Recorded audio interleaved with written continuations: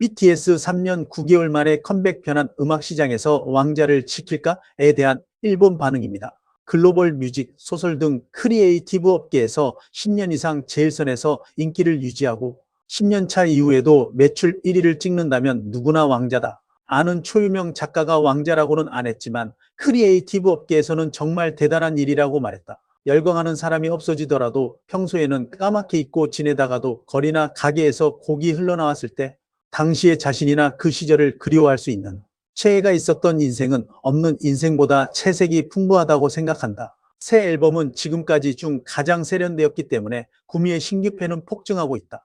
그것 스노우 SORESNOW도 있고 17일, 18일은 각자의 형태로 왕자를 아련하는 거네.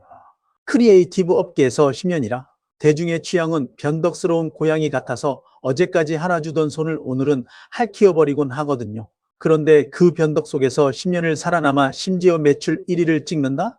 이건 단순히 운이 좋았다거나 얼굴이 잘생겼다는 차원으로 설명할 수 있는 영역이 아닙니다. 이 유저의 지인인 초유명 작가의 말처럼 그건 대단한 일인 거죠.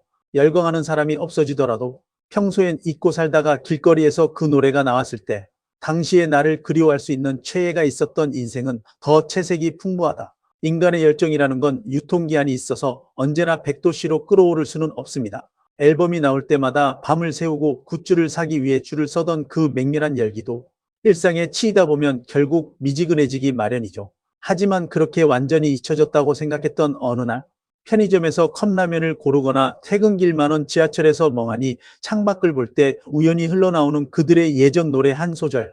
그 순간 우리는 2020년에 가장 뜨거웠던 내 자신과 재회하게 됩니다. 그 노래를 불렀던 아이돌이 여전히 왕자에 앉아있든 아니든 그 음악은 이미 내 인생의 BGM이 된 겁니다. 최애가 있다는 건 내 인생의 특정한 시간표마다 잊을 수 없는 향수를 뿌려두는 행위와 같습니다. 이 유저의 말대로 그런 인생은 확실히 컬러풀하겠죠.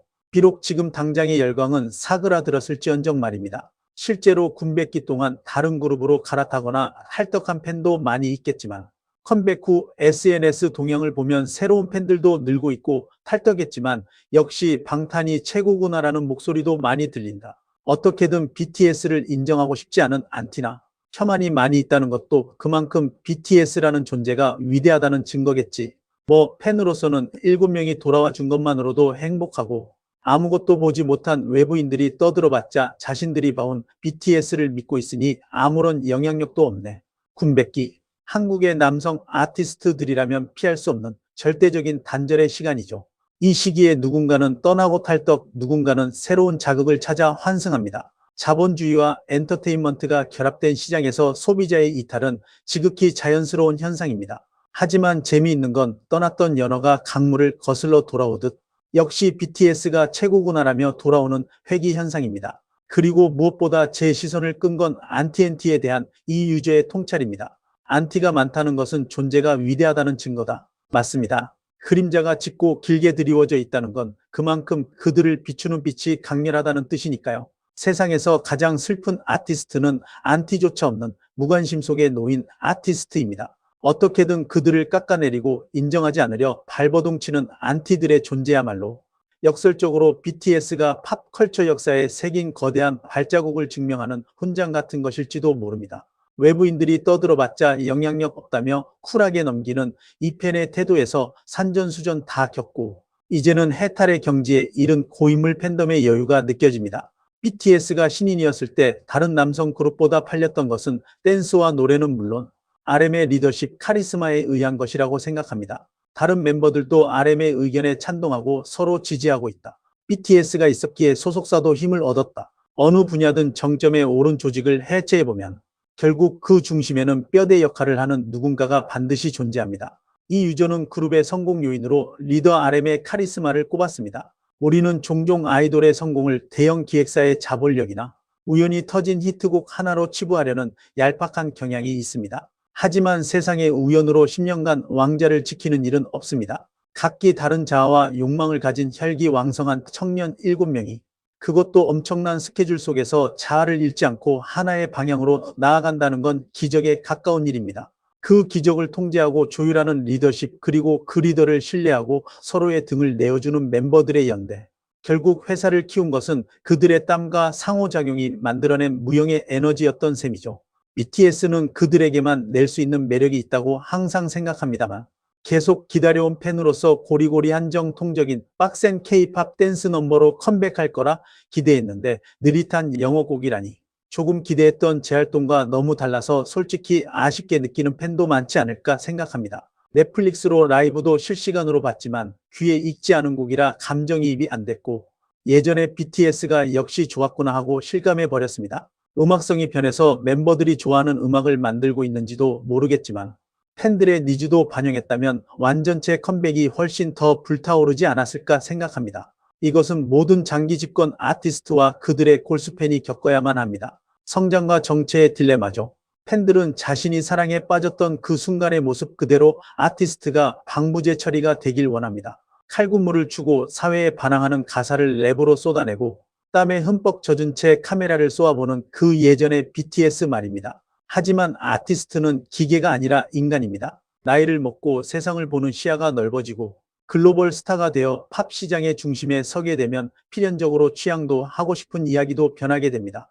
20대 초반의 분노를 30대에 똑같이 재현하라고 하는 건 그래서 그들은 변합니다. 멤버들이 좋아하는 음악을 만들고 있다는 유저의 통찰은 아마 정확할 겁니다. 그들은 영어로 된 부드러운 팝 트랙이나 여유로운 R&B를 통해 현재의 자신들을 표현하고 싶었겠죠. 하지만 군백기를 기다리며 과거에 뜨거웠던 영상들만 무한 반복. 재생하던 팬의 입장에서는 어떨까요? 오랜만에 만난 연인이 내가 좋아하던 예전의 그 풋풋한 스타일을 버리고 너무 세련된 할리우드 스타일로 변해서 나타났을 때 그 낯설. 넷플릭스를 통해 라이브를 보면서도 심장이 뛰지 않았다는 그 고백은 한때 누군가를 열렬히 덕질해본 사람이라면 누구나 공감할 수 있습니다. 팬들의 니즈를 반영했다면 이라는 이 씁쓸한 원망 섞인 문장 뒤에는 진정한 사랑의 소유욕이 숨어 있습니다. 대중적인 성공도 좋지만 내가 사랑했던 그 날 것의 매력을 잃어버린 그들이 야속한 겁니다.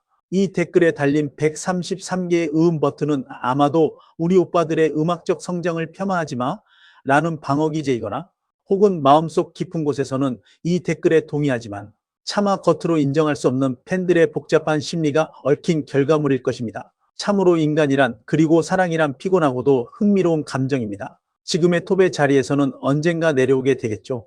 언제까지나 하고 싶은 것을 할 수 있도록 응원하고 싶다. 나도 어디까지 추종할 수 있을지 지금을 소중히 여기며 그들과 멋진 순간을 음미하고 싶다. BTS가 잘 팔리는 건 순수하게 곡이 좋고 노래를 잘하고 댄스도 잘하기 때문이라고 생각합니다. 물론 비주얼도 당연한 것 같지만 이게 전부 갖춰진 그룹은 그렇게 많지 않을 거라고 생각합니다.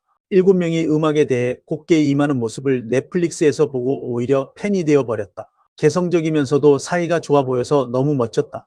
이 일련의 댓글들은 마치 차가운 샤워기에서 나오던 물이 갑자기 따뜻해질 때 느끼는 안도감 같습니다. 언젠가 톱의 자리에서 내려오겠지만 지금을 음미하고 싶다는 팬의 말에는 영원한 것은 없다는 사실을 수용하는 성숙한 어른의 태도가 담겨 있습니다. 축제의 끝이 다가옴을 알면서도 불꽃놀이를 즐기는 마음이랄까요.